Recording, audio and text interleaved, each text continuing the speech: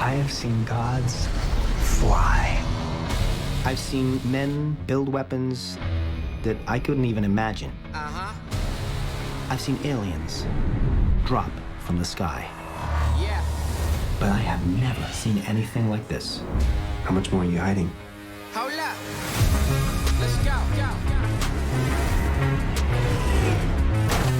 Hello and welcome to Sky Cinema's look at the latest superhero blockbuster from Marvel, Black Panther. My son, it is your time. Show me my respect and bow down. You get to decide what kind of king you are going to be.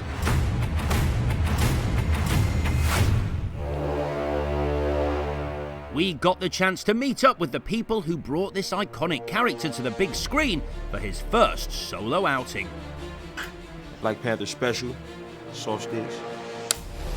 Created way back in 1966 by Stan Lee and Jack Kirby, the Black Panther first appeared in the Fantastic Four number 52 before joining the Avengers in 1968. I was at Howard University studying everything in terms of theater and black culture, and I received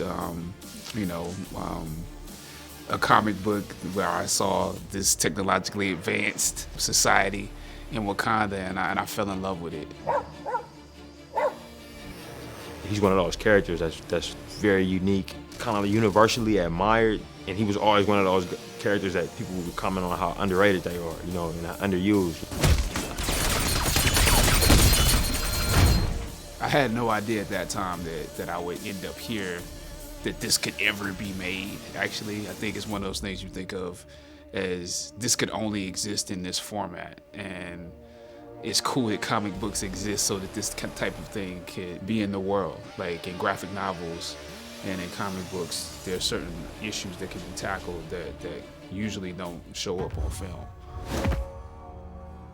Captain. Your Highness. When we first met T'Challa, he was having an eventful time in Captain America's Civil War. His father was killed at the Vienna Peace Accords. Everybody get down! He then hunts down the Winter Soldier, who he believed responsible for his dad's death, before teaming up with Iron Man to fight Team Cap at Berlin Airport. We haven't met yet. I'm Clint. I don't care. But later he switched sides to help Cap keep Bucky safe from harm. If they find out he's here, they'll come for him. Let them try.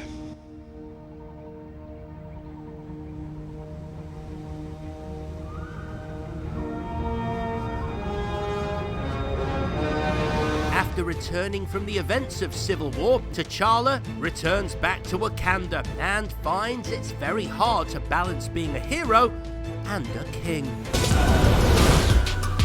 Chadwick Boseman returns to the role after first playing T'Challa in 2016's Civil War, and we will see him again shortly in Avengers Infinity War. So, how did he find playing the role 3 times in such short succession? It helps to be able to look at this movie, read more comics, and come back to it, of course. It helps to a certain degree to step away from it too, to see it with a new perspective. I think shooting Thurgood Marshall in between helped. Shooting Message from the King helped. In my culture, death is not the end. It's more of a stepping off point. You reach out with both hands and bust and segment. They lead you into the green veldt where you can run forever. It helps to be able to have the character in perspective. It's one of those things that you get to make a labor of love. That sounds very peaceful. My father thought so. I am not my father. One of the great blessings of this project that I kind of inherited him, from a decision that was made by John Anthony Russo and Kevin Feige and Nate Moore. It was a decision I had nothing to do with. I didn't know Chadwick, before then. So one of the first things I did when I was getting ready to take the job was I wanted to watch Civil War. It hadn't come out yet. They were still cutting it. But I saw him and he was just amazing in the part. Your suit, vibranium? The Black Panther has been the protector of Wakanda for generations. A mantle passed from warrior to warrior. Now, because your friend murdered my father, I also wear the mantle of king. I met him shortly after and was like, so impressed, man. And after having gone through making this film with him, there was nobody else for this role who fits like a glove. And it's such impressive work that he's doing, at all times, in a very subtle way that enables everybody around him to really shine as well. It's not an easy role to do, and there's a lot of growth there, because he's uneasy at the beginning. He's a king, but you can still, the only thing that's in his way is his belief in himself. And then you can see that skin shed over the course of the film. Sorry!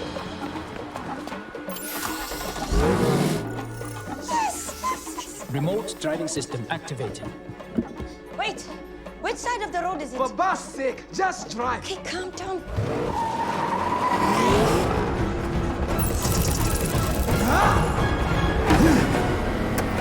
Woo! Let's go! Seeing it the second time ago, this is a really special performance, a really hard performance, because you don't see the acting, and it's like, and the story works because he's so great. The pressure is something that you feel at certain moments. Like, you can't stress out about it, you can't have anxiety about it, but it is a very real thing. And I think once you accept pressure, you just it just lives with you. And once the movie opens, I probably will feel this huge relief. Not even knowing that I was carrying pressure, but you definitely feel it.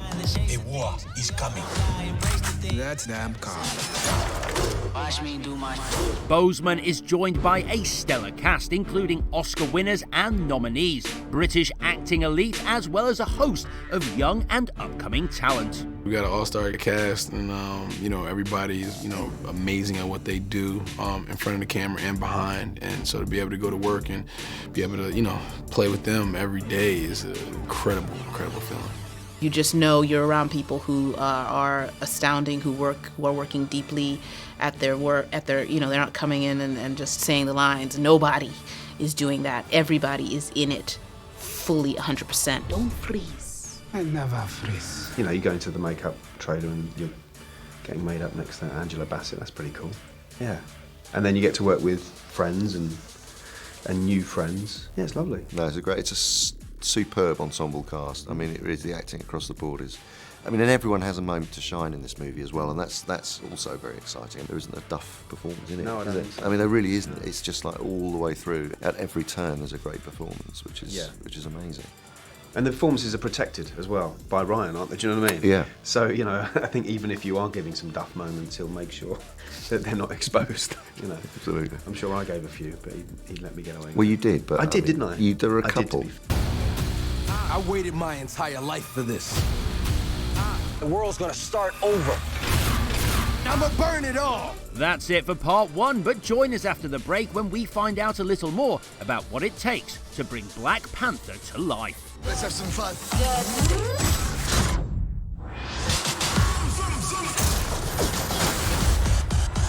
You show off. Scarface, your face, more defeat, I know it hurts.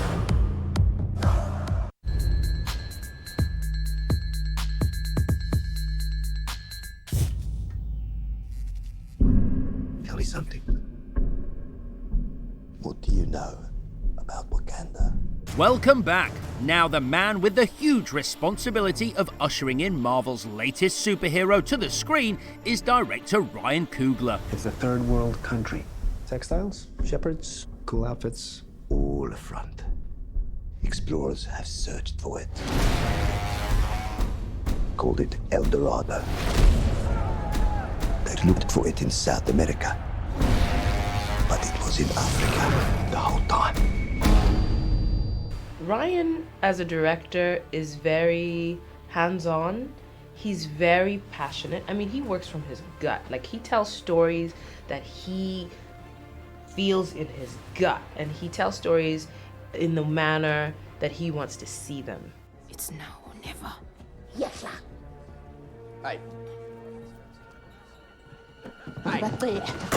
He's brilliant. He brings his brilliance to the project. He brings his honesty to the project. I think he's searching for the truth. He won't move on from a scene until I think he has it. And so he's diligent in that way, and he's very passionate about the work that he does. He won't sleep, or he'll sleep in his office until he's got something figured out. So he brings all that to the table.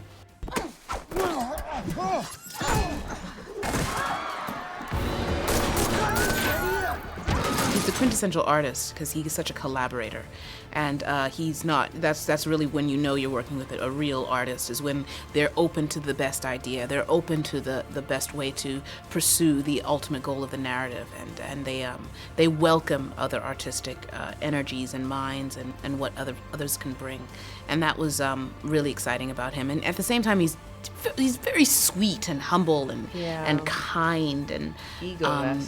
Completely egoless, and so it was very easy to grapple it and to collaborate and to tussle, because we all had the same clear goal in mind, and he was aware of that. He picked his team very carefully, and so there was a trust, and we could deeply trust him, and he could trust us. So it was amazing. He's really very, very special. I want your weapons. Your secrets. It's all mine now. Is this your king? He's a great soul, and he loves filmmaking. He's passionate about films. He loves the craft. And to have someone that love it like that and put his heart and soul into it, that's the result that you have of Black Panther. What happens now determines what happens to the rest of the world. I just trust him, man. He's my brother.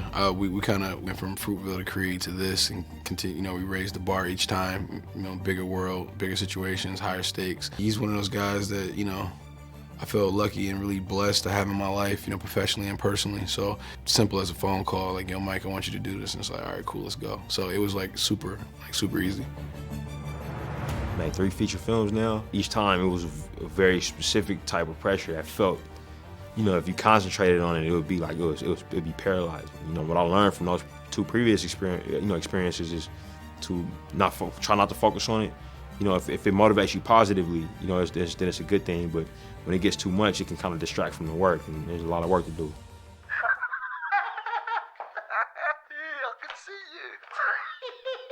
Black Panther is the 18th film Marvel have brought to the silver screen, and with the 19th and 20th just around the corner, we ask those involved in making Black Panther what it is about the studio and their movies that keep audiences coming back for more. Let's go. I feel like it starts at the top and trickles down. It's a company full of really, really smart people. I think it starts at the top with Kevin, and he's hired some really brilliant people who are very different from him. They believe in diversity of opinion. I think what Marvel does so well is that it really bends itself and morphs itself to what the superhero that they are representing means, and to the integrity of that superhero's world. Move, or you will be moved. As entertaining as that would be, You really think you can find him? my resources are considerable. Yeah, took the world 70 years to find Barm, so you could probably do that in about half the time. You know where they are. I know someone who does. They're geeks, actually. They're looking for what they would have wanted to see, a few years back when they were kids, So because they have that childlike spirit, I think it comes out in the work that they do. I think that is the secret, really, is just to listen to what the character you are representing requires and be faithful to that. And be willing to take new strides in various directions. Right, yeah. And Get that, out of your comfort zone. Exactly, and that progresses you artistically in a way where people will follow that because they feel that they're not being, the audience isn't being dumbed down to. They're actually being trusted to and challenged to go to new places. And that, of course, keeps people riveted. So I think that's really kind of incredible about Marvel. They'll go to new places. You think you see through me, do you? Well, you don't. But I see through you!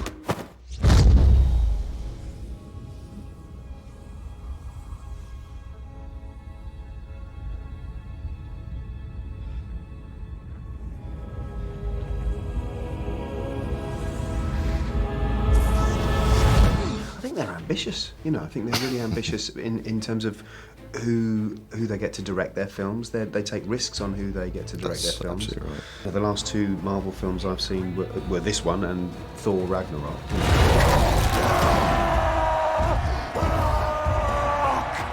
Yes! With just interesting directors who haven't made loads of, you know, big, massive tentpole films before, but who have made very good films before, and sort of with kind of auteured voices before, you know. So I think it's a good decision to kind of gamble with people who just, I think you're a good filmmaker, come and play. Hey! We know each other. He's a friend from work. They have a big vision, but at the same time, they allow, you know, directors to come in and put their fingerprints on a project, you know, that fits within, you know, the big picture scheme. So, yeah, man, I think they just got the secret sauce. You know what I'm saying? They just got it, and you know, I'm happy to be a part of that family. They do have very clear voices, and like you're saying, I mean, with Taika's film, and now with Ryan's, you know, it really does feel like the filmmaker's been trusted, and just the rest of it's sort of corralling and guiding and shaping around that vision, which is extraordinary. And I think whatever committee there is a team of people who they don't feel very suity. Do you know what I mean? They're all nuts about this world. You feel love. Yeah, I guess, I feel a general unselfish love for just about everybody. No. Romantic, sexual love. No, I don't. For her. No, that is not... Okay.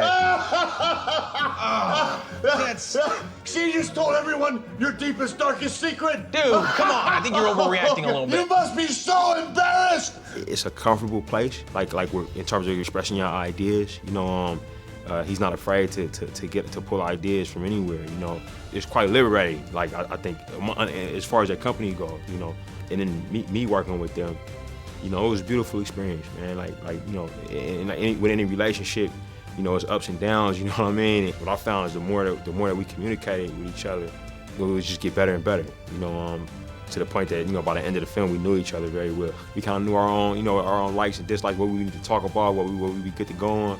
And it got to the point when it was like family, man. It was really, really fun. This ends today.